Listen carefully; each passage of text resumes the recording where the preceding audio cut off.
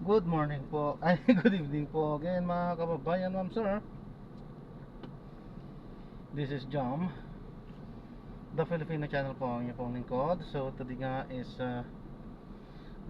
April 15, 2025 at tayo ngayon ay papunta dyan yan sa may SM City North EDSA, dito yan sa may The Block, at dadalhin po natin sa may Road 6, sa may Bagong Pag-asa, Diliman, Quezon City po yan.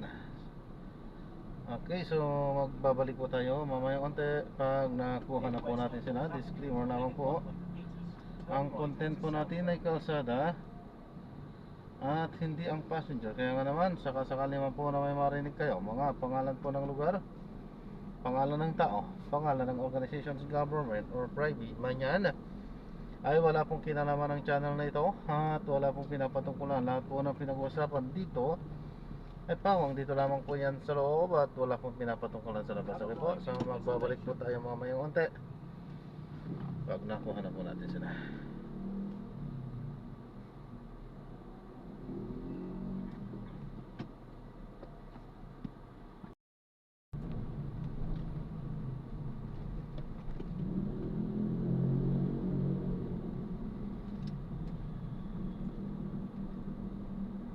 Continue for 300 meters, then turn left onto road 3. Dapat nagre-request si SM ng ano, no?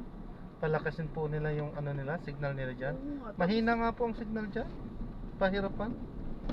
Kaya nga minsan lumalabas kami kasi pag yung magbubuk ka, minsan mahirap.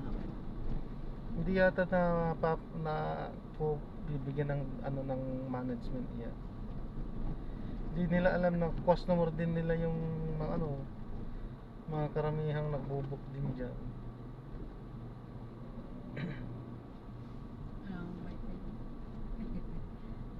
Samantalang sa ibang bansa pupunta ko sa super lahat ng area.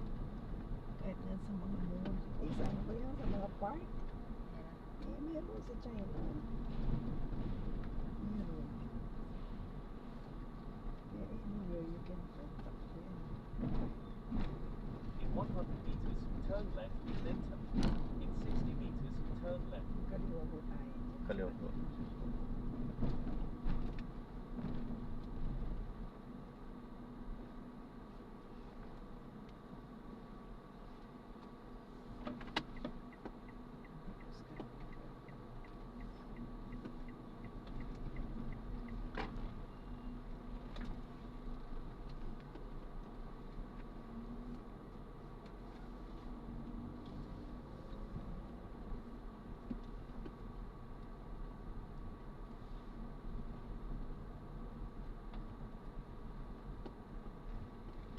Turn right onto road 2.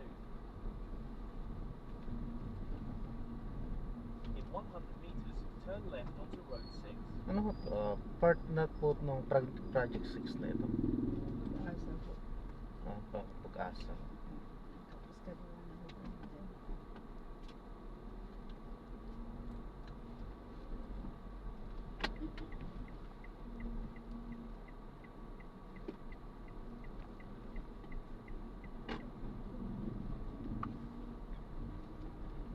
In 40 meters, turn left.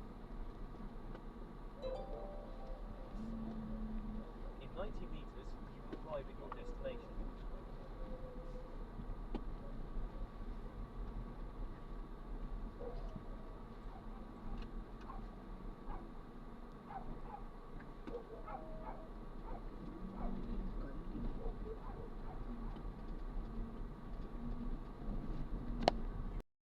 Ayan, so na-drop na natin sila. So maraming salamat po sa panonood.